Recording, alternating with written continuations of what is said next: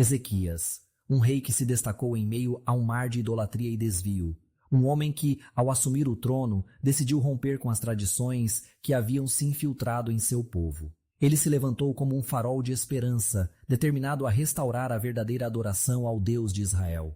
A coragem de Ezequias em destruir ídolos e limpar os templos é digna de admiração. Ele não apenas fez isso por si mesmo, mas por um povo que havia se afastado do caminho.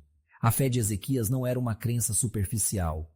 Ele buscava um relacionamento autêntico com Deus. E isso se refletia em suas ações.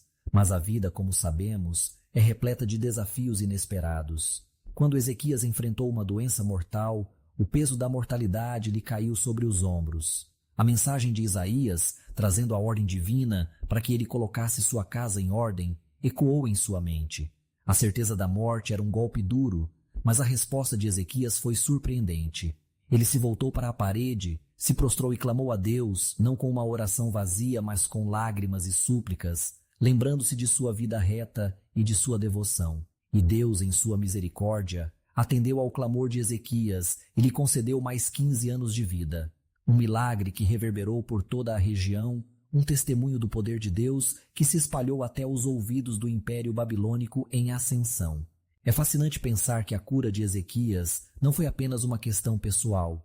Tornou-se um evento que atraiu a atenção de nações. Os babilônios, ao ouvirem a história, vieram em busca de respostas, ansiosos para entender como um rei poderia ter recebido tal favor divino. Ezequias, então, diante desses visitantes, decidiu mostrar-lhes todas as riquezas e tesouros de seu reino. Ele se deixou levar pela vaidade, esquecendo-se de dar glórias a Deus, a fonte de toda a sua prosperidade. O que deveria ser uma oportunidade de testemunhar a grandeza do Senhor transformou-se em uma exibição de orgulho e autossuficiência. E aqui uma lição se desenha sobre a fragilidade do ser humano. Ezequias, que havia se mostrado tão fiel, sucumbiu à tentação de se glorificar. Ele não percebeu que a verdadeira grandeza vem da humildade, da disposição de reconhecer que tudo o que temos é um presente de Deus. O alerta de Isaías, que revelou o futuro sombrio que aguardava seu povo, deveria ter sido um chamado à ação, um convite para que Ezequias se preparasse não apenas para sua própria vida, mas para o legado que deixaria. No entanto, sua resposta foi indiferente. Boas essas palavras que Deus mandou, pois tudo acontecerá em outros tempos, e eu já terei partido. Essa falta de preocupação com as futuras gerações expõe uma falha profunda na liderança de Ezequias. O que aconteceu depois é um testemunho do resultado de suas escolhas. Com a morte de Ezequias, seu filho Manassés assumiu o trono e trouxe consigo a pior era de idolatria que Israel já conhecera. A falta de um legado espiritual, a ausência de uma educação fundamentada na fé, resultaram em um retorno ao que Ezequias havia lutado para erradicar. A história de Ezequias é um lembrete poderoso da responsabilidade que temos em moldar as próximas gerações. Ele teve a chance de preparar seu filho, de transmitir a fé que havia restaurado, mas em vez disso, deixou um vazio que foi preenchido pela escuridão. A narrativa de Ezequias nos convida a refletir sobre o que significa realmente cuidar de nossas casas. Põe em ordem tua casa não é apenas um chamado para arrumar o que está à vista, mas um convite a olhar para o futuro, a considerar o impacto de nossas ações em nossos filhos e netos.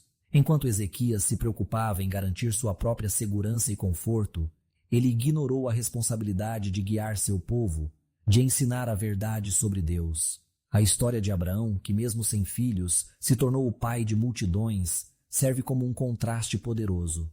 Ele compreendeu que sua fé não era apenas para ele, mas para as gerações que viriam. Abraão dedicou sua vida a cultivar a fé em seus descendentes, e essa dedicação rendeu frutos que perduram até hoje. Assim somos confrontados com a pergunta: que legado estamos deixando?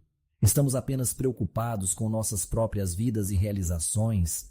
Ou estamos investindo no futuro, ensinando e modelando a fé para aqueles que virão depois de nós? Ezequias, em seu momento de glória, esqueceu-se de que o verdadeiro triunfo não é apenas conquistar riquezas ou realizações pessoais, mas é garantir que a próxima geração conheça e ame a Deus. A história de Ezequias é um chamado à ação. Precisamos olhar para nossas vidas e perguntar se estamos de fato colocando nossa casa em ordem. Precisamos nos perguntar se estamos vivendo de modo que nossos filhos e netos possam ver em nós um exemplo de fé, um testemunho vivo do que significa seguir a Deus. A responsabilidade de ensinar sobre nossa fé, de assegurar que a história do nosso povo, o povo de Deus, continue viva em cada geração, é um chamado que não podemos ignorar. E assim, ao refletirmos sobre Ezequias, somos desafiados a ser mais do que apenas receptores da graça de Deus. Somos chamados a ser transmissores dessa graça, a viver de tal maneira que nossos legados sejam de fé, esperança e amor. Que possamos aprender com os erros de Ezequias e nos comprometer a deixar um legado que glorifique a Deus e que inspire as gerações futuras a seguir o caminho da verdade.